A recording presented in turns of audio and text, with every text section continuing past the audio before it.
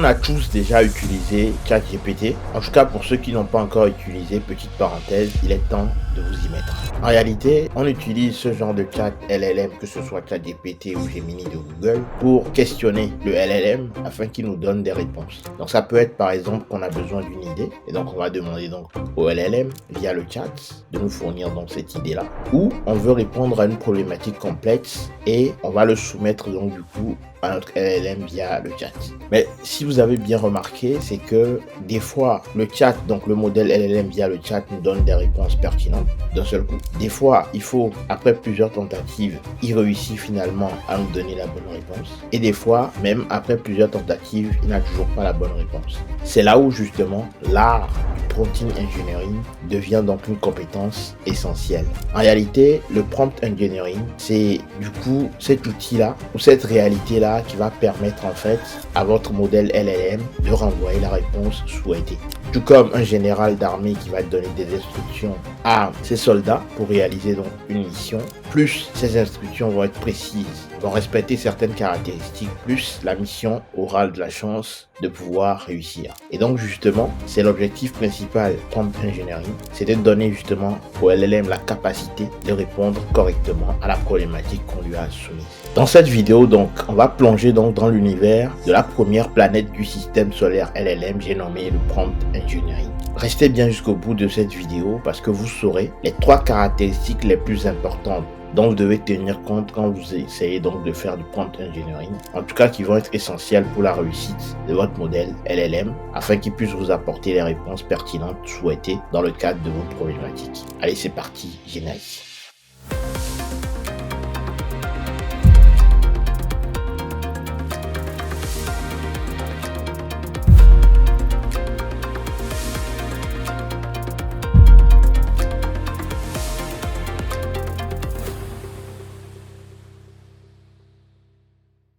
Donc, comme je le disais en propos introductif, le prompt engineering, c'est finalement l'art de donner des instructions hyper précises à votre modèle de langage LLM afin qu'il puisse justement vous apporter les réponses les plus pertinentes, en tout cas les réponses souhaitées à vos problématiques. Dans cette vidéo, justement, on va voir les caractéristiques qui font qu'on puisse dire un prompt donné est un bon prompt pour répondre à une réponse, pour répondre justement à une problématique qu'on va soumettre à notre modèle LLM. Ici, comme vous pouvez le voir sur l'image, on a donc 2 prompts. Prompt en réalité, c'est juste une instruction. Et donc, quand on parle de prompt engineering, on parle en fait de l'ingénierie de faire des instructions. Donc, c'est de l'art de pouvoir donner des bonnes instructions à votre modèle LLM. Donc, ici, en l'occurrence, on a 2 prompts. On a un prompt incomplet à gauche et un prompt complet à droite. Le prompt incomplet, ici en l'occurrence, je donne donc une instruction en disant à mon modèle LLM de m'expliquer le voyage dans le temps en 200 ans. Ça, c'est un prompt incomplet. Pourquoi? Parce que vous devez imaginer en fait le prompt engineering vraiment comme les instructions qui sont données par un général d'armée à ses soldats. Imaginons que justement, on est par exemple dans une guerre, un général qui dirait à ses soldats on va gagner donc la guerre, sans dire exactement par quelle étape on va passer, quels sont les premiers territoires qu'on va gagner.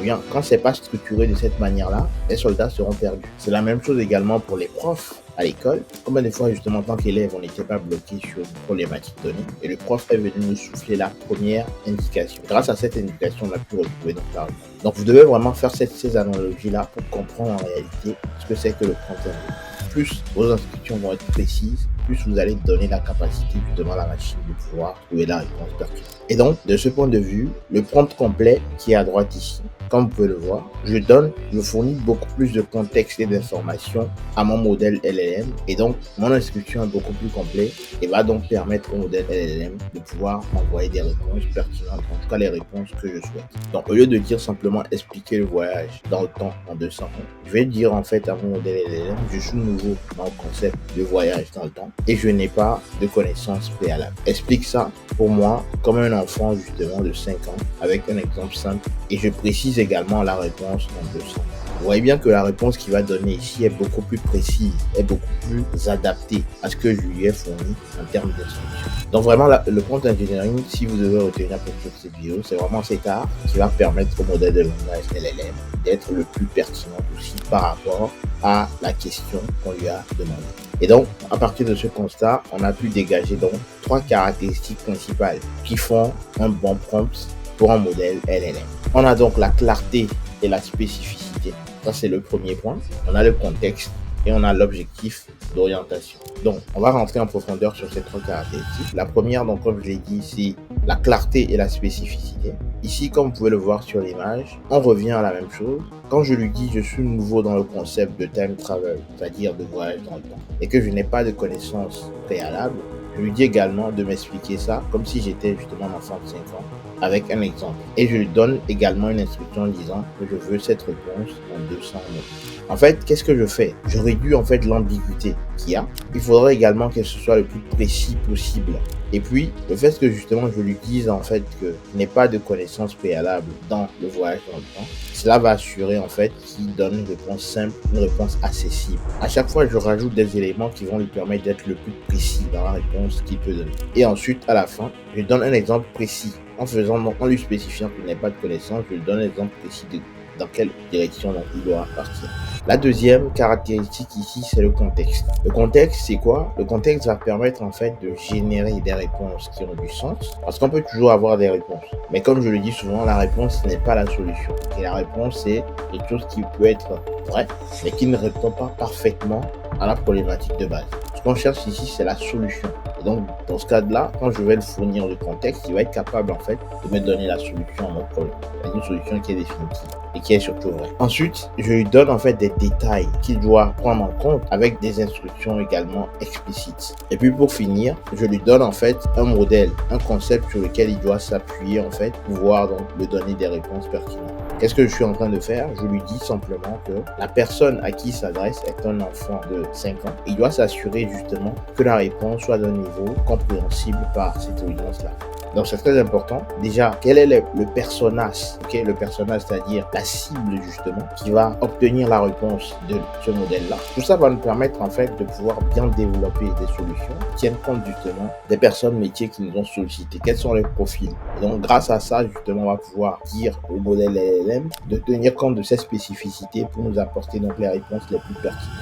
Et enfin, on a donc l'orientation. Donc, on doit pouvoir orienter donc notre LLM. Ça permet en réalité de pouvoir fixer l'objectif. Si on n'a pas d'objectif, donc tout comme un général d'armée, il ne donne pas un objectif clair, atteignable, mesurable à ses soldats, eh bien, il n'ira pas très loin. Donc, il en est de même également pour votre modèle LLM. Il faut absolument que vous lui donniez un objectif qui soit clair, cohérent, atteignable et surtout qui puisse être mesurable. Ensuite, vous devez lui fixer également des limites. Vous devez délimiter ses réponses dans le temps. Ça va lui permettre en fait de pouvoir se situer, savoir quel genre de réponse il peut fournir. Et ensuite, pour être beaucoup plus précis, vous pouvez lui fournir un exemple. Un exemple, c'est quoi? C'est typiquement ici, je lui dis que je veux que la réponse soit en 200 mots. Ça va assurer en fait que la réponse soit le plus concis possible. Voici donc ce que je voulais vous partager donc dans cette vidéo très rapidement. Donc pour récapituler, on a parlé de prompt engineering dans cette vidéo. On a dit que c'était l'art finalement de pouvoir donner des instructions précises au modèle LLM pour lui permettre donc de nous donner les réponses souhaitées aux problématiques qu'on va lui soumettre. Et donc on a pu identifier donc au travers des exemples précises 3 caractéristiques sur lesquelles vous devez donc vous baser pour pouvoir écrire du prompt de qualité pour aider votre modèle LLM à fournir des réponses pertinentes. Voici donc ainsi résumé les caractéristiques les plus importantes pour faire du prompt engineering. Merci de m'avoir suivi.